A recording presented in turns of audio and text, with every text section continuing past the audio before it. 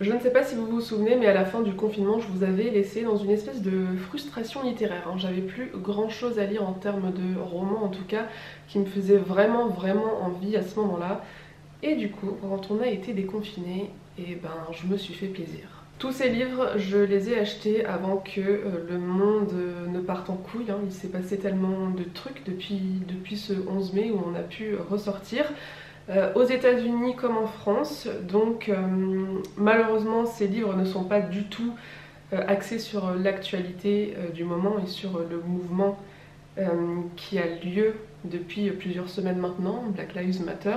Mais la prochaine fois que je déciderai de dépenser mon argent dans des livres, ce sera sûrement pour des lectures un petit peu plus éducatives et instructives parce que c'est important, je pense. Dans ce book haul, il n'y aura rien de très dans l'actualité, hein, justement, mais j'avais quand même envie de vous montrer tout ça.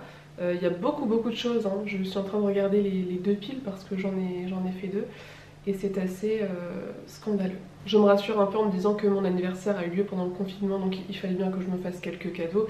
Et puis aussi j'ai remarqué que, je sais pas, il y a cette période de l'année, là, quand les beaux jours reviennent, printemps-été, je me fais une espèce de frénésie d'achat. Et après, tout au long de l'année, je suis un peu plus raisonnable et mesurée. Mais ça va être le troisième book haul de ma chaîne. Et les deux années précédentes, c'était à peu près à la même période. Donc je pense qu'on tient un truc ici, je sais pas. Vous savez que j'ai été très frustrée de ne pas avoir la suite des sagas que j'étais en train de lire pendant le confinement. Et du coup, j'ai acheté 6 tomes de La Roue du Temps en poche. Je vous entends déjà hurler derrière votre écran, ne vous inquiétez pas, en vrai, ça ne correspond qu'à 3 tomes en version originale. Donc ça va. Je vous ai déjà parlé de La Roue du Temps ici, j'ai déjà lu le 5 et le 6 qui correspondent au tome 3 en version originale et en version grand format chez Brajlon. Je vous en reparlerai plus tard, peut-être que je vais faire un vlog lecture un peu fourre-tout où je vous parlerai de mes lectures en cours, de mes lectures passées et d'autres trucs.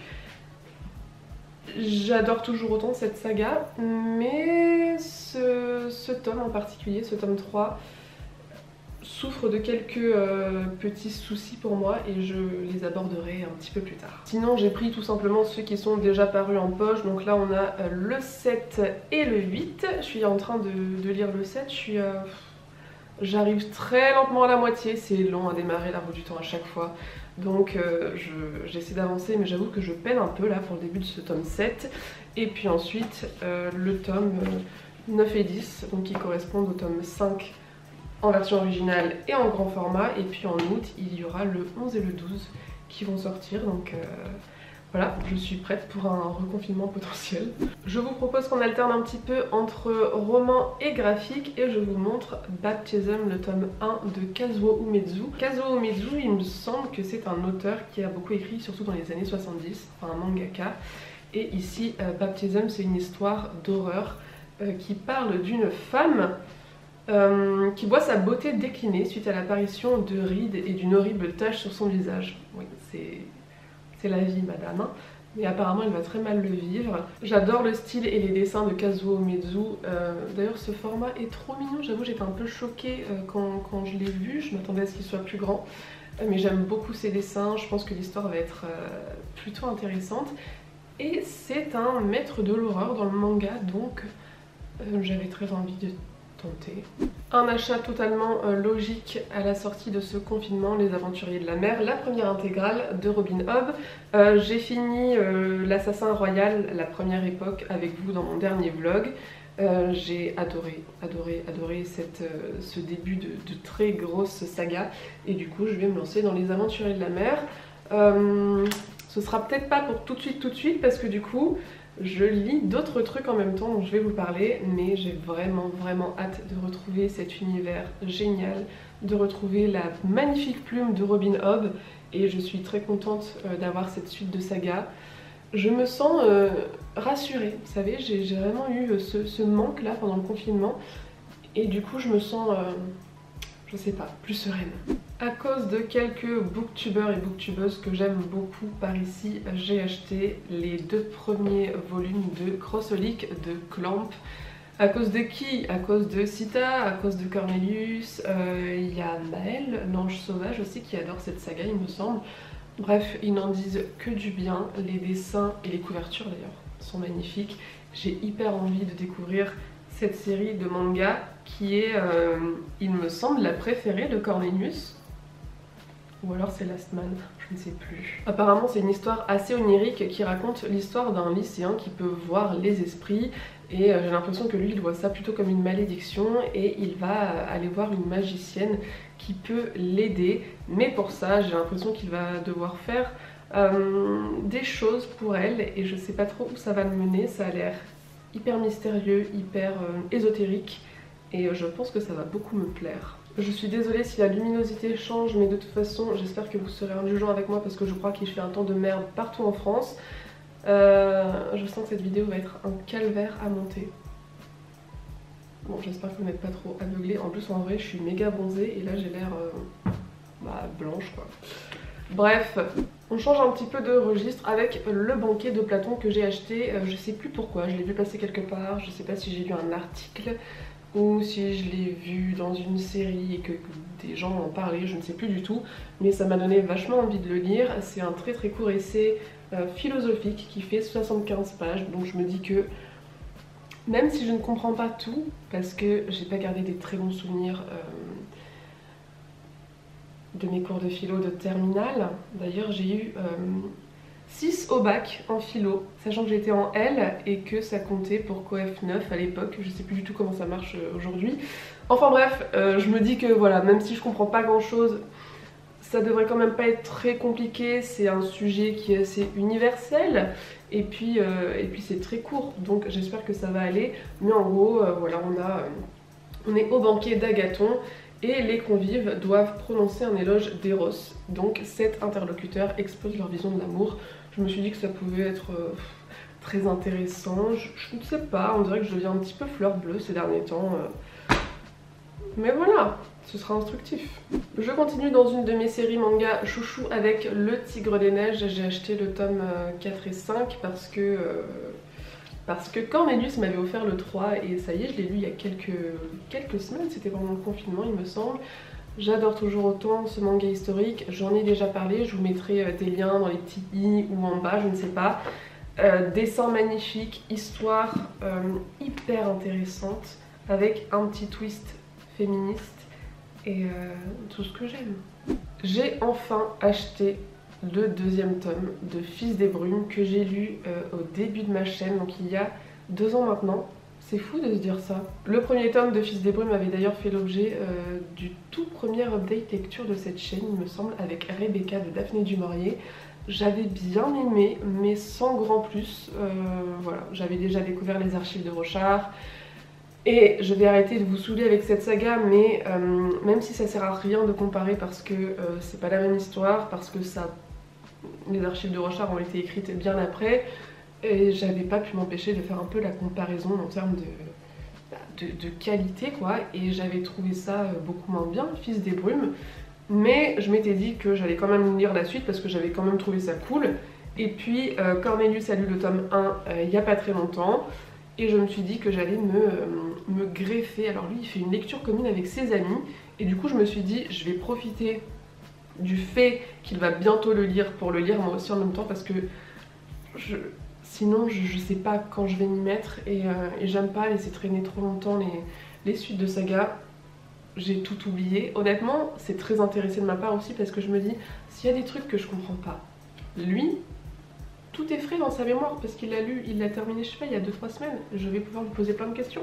Fils des Brumes c'est un peu la saga phare de Brandon Sanderson que tout le monde a lu, encore plus que les archives de Rochard, même si franchement il y a tellement de gens là en espace d'un an et demi qui se sont mis aux archives de Rochard, je suis trop contente.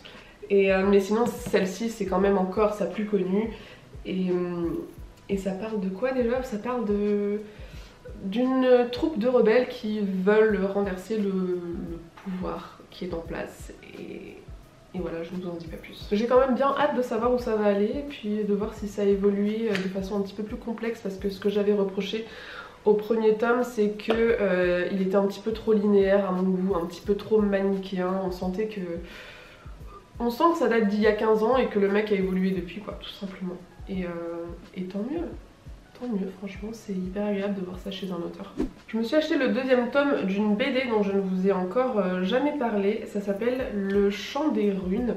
Je l'avais acheté complètement par hasard dans ma librairie graphique parce qu'il y avait un des deux auteurs qui était en dédicace. Je ne sais pas si c'était Sylvain Runberg ou Jean-Charles Poupart. Je viens de me frapper avec le livre. Je sais plus lequel des deux c'était, mais du coup j'ai profité de l'occasion pour acheter la BD parce que je pense que je ne l'aurais jamais découverte autrement. Et j'ai beaucoup aimé, c'est un genre de thriller. On suit une inspectrice de police qui va enquêter sur la disparition d'une grande pop star en Suède, il me semble. Et puis elle va très vite découvrir qu'il y a certainement des forces surnaturelles qui sont à l'œuvre. On parle de mythologie nordique, c'est un bon thriller, c'est vraiment le genre de BD qui se lit hyper vite et je trouve ça super divertissant, très sympathique et j'ai hâte de voir comment ça va se terminer. Il n'y a pas beaucoup de tomes donc ce sera vite dévoré. Le dernier graphique que je vous montre et pas des moindres, le magnifique, cette couverture, Le Patient de Timothée Le Boucher. Si vous avez vu ma dernière vidéo, mon dernier vlog, je n'ai rien d'autre à dire. C'est Timothée Le Boucher. J'ai lu Ces jours qui disparaissent pendant le confinement. J'ai été dévastée. D'ailleurs, vous avez été hyper nombreux et nombreuses à lire Ces jours qui disparaissent suite à mon vlog apparemment. Et vous m'avez envoyé plein de messages sur Instagram et je suis très rassurée de voir que tout le monde a très mal vécu cette lecture, visiblement. Personne ne s'en est encore remis. Et tant mieux, je me sens moins seule. Si Ces jours qui disparaissent était vraiment un drame pur, hein, on peut le dire, ici il me semble qu'on est plutôt sur un genre de thriller psychologique hitchcockien. Déjà, tous ces oiseaux, excusez-moi, mais grosse dédicace à Hitchcock, je pense. Ça a l'air super. Il y a Alex Bouquin en Prada et Cornelius, encore lui, qui l'ont déjà lu. Et apparemment, la fin est assez...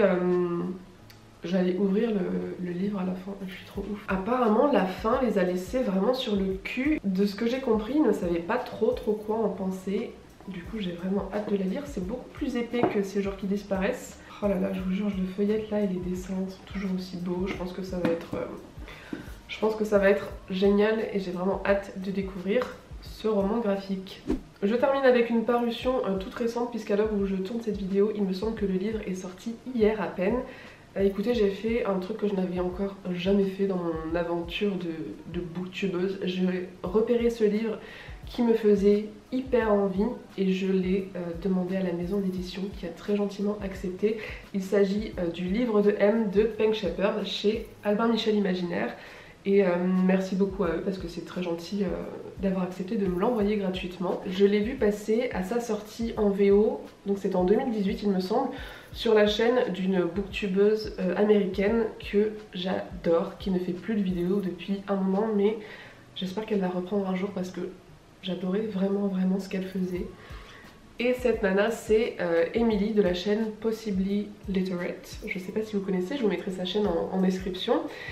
Et dès le moment où elle avait parlé de ce livre, il m'avait vraiment tapé dans l'œil et je m'étais dit il faudra que je le lise un jour, soit en VO, en VF s'il est traduit, bref. Et puis je l'avais un petit peu oublié ces derniers mois et j'ai vu par hasard qu'il sortait chez Albin Michel Imaginaire et je me suis dit mais tellement bien, j'étais tellement heureuse et du coup je l'ai commencé hier.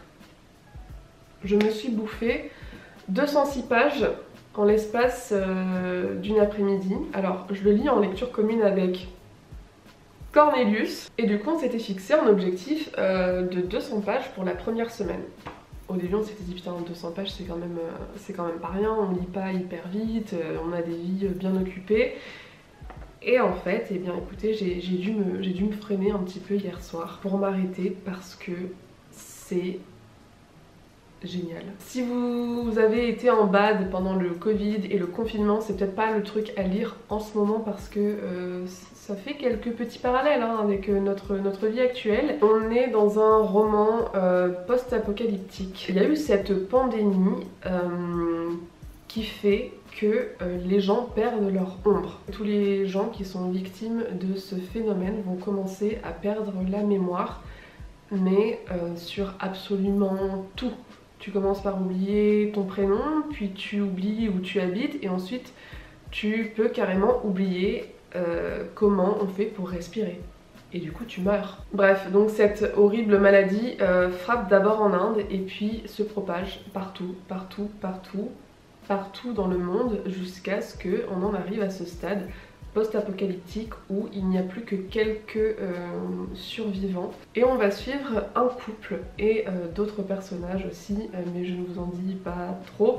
On va suivre un couple qui a réussi à survivre pendant 5 ans, reclus, voilà, pendant toutes ces années, et qui, au moment où le livre commence, malheureusement, va être frappé de plein fouet et rattrapé par ce phénomène, puisque Max, donc la femme, va perdre son ombre. Je ne vais pas vous en dire plus pour mon ressenti parce que, pareil, je vous en reparlerai, mais rien que, on se disait avec Cornelius, les 35 premières pages, t'as déjà tellement d'informations, t'es à fond dedans, il y a tellement de mystères.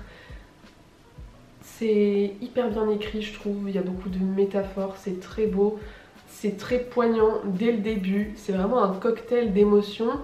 Et vraiment, ouais, on est partagé entre cette envie de continuer à tout prix pour savoir ce qui va se passer et quelle est cette maladie et pourquoi ça fait ça et est-ce qu'on peut trouver une solution. Et en même temps, il y a ce côté hyper pesant parce que c'est un sujet...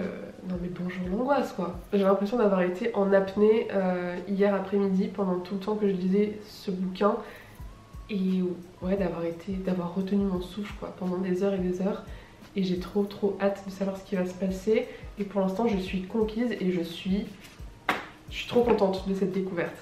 Voilà, c'est tout pour ce que j'ai acheté au sortir du confinement. Là j'ai de quoi faire pendant environ 1 an je pense. N'hésitez pas à me dire si vous avez déjà lu certains de ces livres, si vous les avez aimés ou pas, donnez-moi votre avis. J'espère que ce petit book haul tranquille, dans le chill et sans préparation vous aura plu. Et moi je vous dis à bientôt dans une prochaine vidéo, prenez soin de vous. Ah si, je voulais quand même vous dire un truc, je n'en parle jamais sur ma chaîne et j'en ai jamais parlé. Mais depuis la dernière vidéo que j'ai postée et jusqu'à maintenant, vous êtes environ 700 voire plus à avoir débarqué par ici. Vous êtes des fous. Voilà, je voulais juste vous remercier d'être au rendez-vous à chaque fois que je poste une vidéo. Ça me fait hyper plaisir en fait. Je pensais... Enfin, j'avais aucune attente en commençant ma chaîne YouTube, donc je suis très contente de voir qu'il y a toujours de nouveaux arrivants, nouvelles arrivantes, et d'autant plus que je poste assez peu. Donc merci beaucoup, ça me fait vachement plaisir, et puis à bientôt.